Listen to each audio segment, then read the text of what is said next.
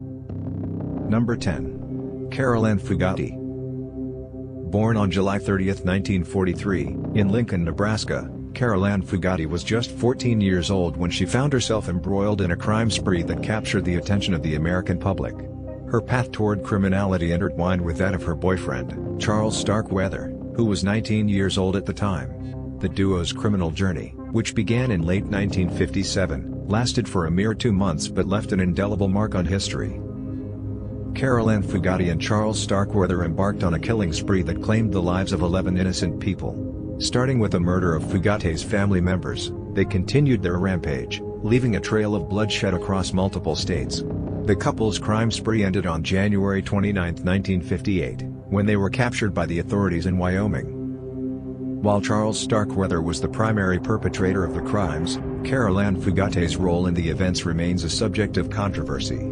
Some argue that she was an unwilling participant, coerced and manipulated by Starkweather, while others believe she was a willing accomplice. Fugate later claimed to have been held hostage by Starkweather, but her involvement in the murders, including actively participating in some of them, cast doubt on her assertions.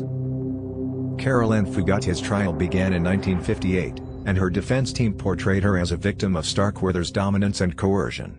However, the jury convicted her of first-degree murder in the death of a man named Robert Jensen. Due to her age, Fugate was sentenced to life imprisonment rather than facing the death penalty. She served 17 years behind bars before being paroled in 1976.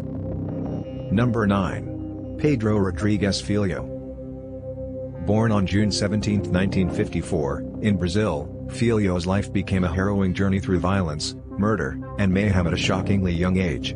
His relentless thirst for revenge and a deeply disturbed psyche propelled him to become one of the youngest criminals in history. Filio's introduction to the world of crime came at the age of 14 when he murdered the vice mayor of his hometown. The victim was his father's co-worker, whom Filio believed was responsible for his father's dismissal from work. This incident marked the beginning of a long and bloody path of vengeance. Pedro Rodrigues Filio's life soon spiraled into a series of killings as he sought retribution for perceived wrongs. Motivated by a warped sense of justice, he targeted criminals and those he believed had committed injustices against his family. Filio's murder spree included various criminals, gang members, and even corrupt police officers. Filio's acts of violence were not limited to adults, he also targeted teenagers. In one chilling incident, he murdered 2 brothers, aged 14 and 17, who had previously assaulted his younger sister. These killings demonstrated Filio's complete disregard for age or innocence, perpetuating his reputation as a cold-blooded killer. Despite his crimes, Pedro Rodrigues Filio garnered a cult-like following in Brazil.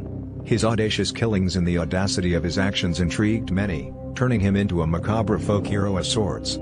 However, the Brazilian authorities ultimately apprehended Filio in 1973, and he was sentenced to more than 128 years in prison. During his time behind bars, Filio continued to showcase his violent nature, as he murdered fellow inmates he deemed unworthy of sharing his space.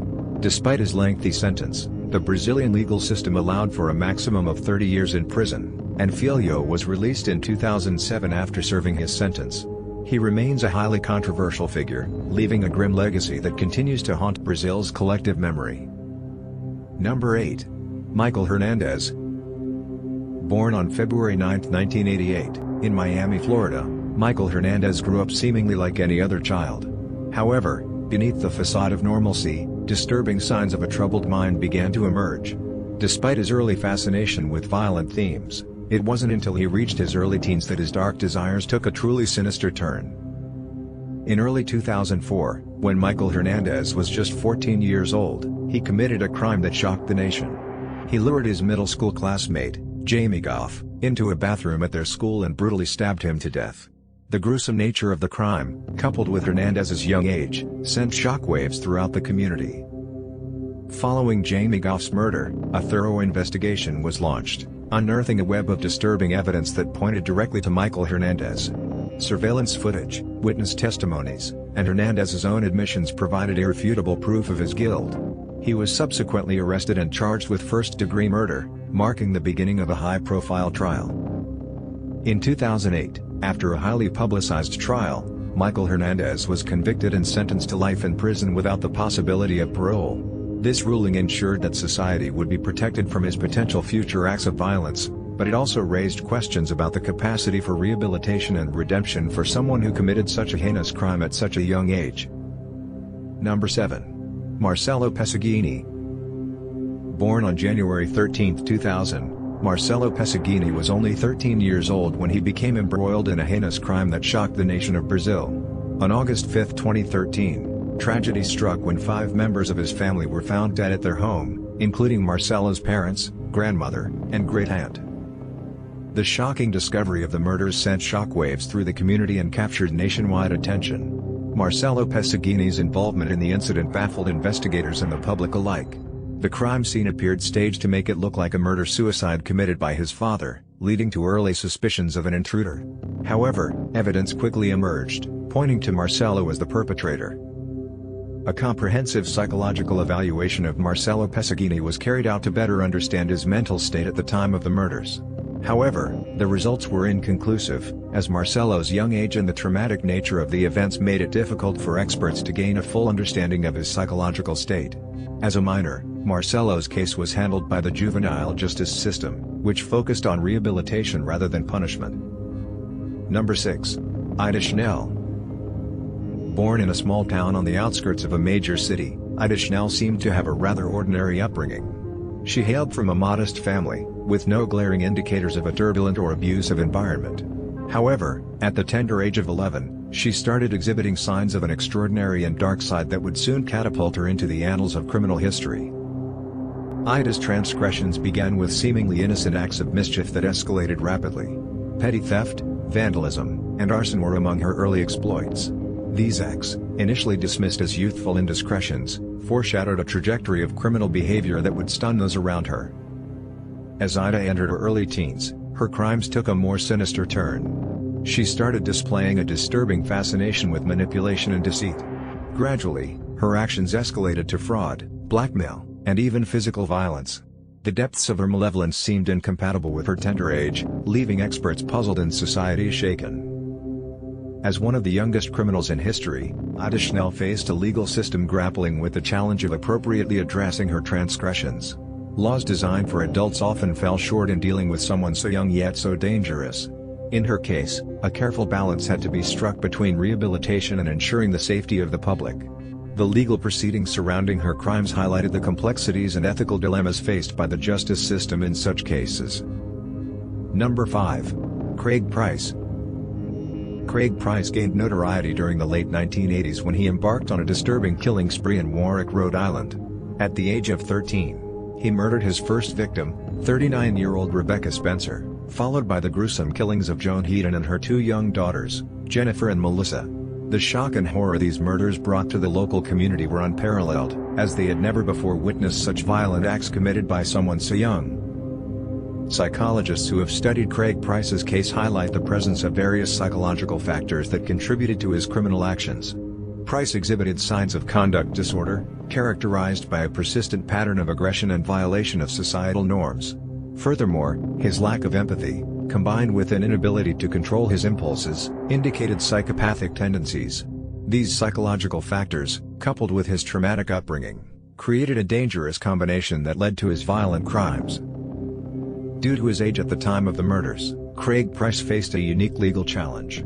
The juvenile justice system grappled with how to appropriately address such horrific crimes committed by someone so young. Initially sentenced to serve time in a juvenile facility, Price continued to display violent behavior while incarcerated. As a result, he received an additional sentence, eventually making him one of the longest-serving inmates in Rhode Island history. Number 4. Jasmine Richardson. Jasmine Richardson was born on April 8, 1994, in Medicine Hat, a small city in Alberta, Canada. She grew up in an apparently normal family environment, but beneath the surface, a dark and sinister influence was brewing. In April 2006, when Jasmine was just 12 years old, she would become involved in a crime that would forever stain her name. Alongside her then-boyfriend, Jeremy Steinke, aged 23, Jasmine orchestrated the murder of her parents, Mark and Deborah Richardson, and her 8-year-old brother, Jacob. The brutal murder shocked the community and the nation at large. The details that emerged during the trial painted a disturbing picture of manipulation, misplaced romantic notions, and a chilling disregard for human life. It was a crime that shattered the notion of childhood innocence and brought into focus the dark consequences that can unfold when young minds fall under the sway of malevolent influences. After the murders, Jasmine and Jeremy were quickly apprehended by law enforcement. In the subsequent trial, Jasmine's defense argued that her age and the influence of Steinke left her unable to make sound judgments or understand the consequences of her actions fully. The court, however, rejected this argument, and Jasmine was found guilty of 3 counts of first-degree murder in 2007. Due to her age at the time of the crimes, Jasmine Richardson received a unique legal sentence. She became the youngest person in Canada to be convicted of multiple murders. She was sentenced to serve a maximum of 10 years in a psychiatric facility, receiving both psychological treatment and education during her confinement. Number 3. Mary Bell. Born in 1957, this British girl gained infamy for her involvement in the tragic deaths of 2 young boys in 1968, when she was just 10 years old. On May 25, 1968, the body of 4-year-old Martin Brown was discovered in a derelict house in Newcastle, England. The police initially believed his death to be an accident, but it was later revealed that Mary Bell and her friend, Norma Bell, no relation, had been involved in his tragic demise. Just 2 months later, on July 31, 1968, the lifeless body of 3-year-old Brian Howe was found on a wasteland near Mary's home. Again, Mary and Norma were implicated in the horrifying crime.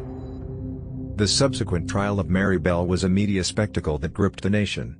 The court proceedings revealed a deeply disturbed young girl who exhibited a chilling lack of remorse for her actions. Mary's behavior during the trial raised questions about her mental state and whether she fully comprehended the gravity of her crimes. Nevertheless, she was found guilty of manslaughter on the grounds of diminished responsibility, given her young age and troubled background. Mary Bell's age meant that she was not sentenced to life in prison, and she was eventually released after serving a 12-year sentence. In the years following her release, Mary has sought to maintain her anonymity and live a quiet life away from the public eye. Reports indicate that she has successfully integrated into society, changed her identity, and become a mother herself. Number 2. Cayetano Santos Godino. Born in Argentina in 1896, Godino became notorious for his gruesome crimes at a remarkably young age. The first recorded crime committed by Godino occurred when he was just 9 years old. He attacked a little girl, attempting to strangle her and leaving her severely injured. This initial act of violence was followed by a series of escalating offenses. Godino showed a preference for targeting children, often brutally assaulting them, and inflicting unimaginable pain. Godino's modus operandi was chillingly methodical. He would lure unsuspecting victims, usually younger children, into secluded areas where he could carry out his sadistic acts without interference. His crimes included strangulation, mutilation, and even attempts to set his victims on fire. The sheer brutality of his actions shocked the public and sent waves of terror throughout Buenos Aires. In 1912, at the age of just 15, Godino was apprehended by the authorities after a failed abduction attempt. His capture marked the end of his reign of terror, but it also posed an unprecedented challenge to the legal system. Given his age, the question of whether Godino should be held accountable for his crimes or treated as a juvenile delinquent emerged. Ultimately, Godino was found guilty and sentenced to spend the rest of his life in a psychiatric facility. He remained institutionalized until his death in 1944, leaving behind a chilling legacy that continues to captivate criminologists, psychologists, and historians. Number 1. Amarjeet Sada. Amarjeet Sada was born on April 20, 1998, in India. His story took a sinister turn when, at the age of just 8, he began committing unimaginable acts of violence. In a span of just 2 years, from 2006 to 2008, Sada was responsible for the deaths of 3 infants, all younger than him. His victims included his 6-month-old sister, his cousin's sister, 8 months old, and another neighbor's baby, 6 months old. Understanding what drives an individual to commit such horrific acts is a complex task. In the case of Amarjeet Sada, experts have attributed his behavior to a combination of psychological and social factors. While it is difficult to draw definitive conclusions about a child's mental state, Amarjeet's actions suggest the presence of deep-seated psychological disturbances. Following the discovery of his crimes, Amarjeet Sada was arrested by the authorities.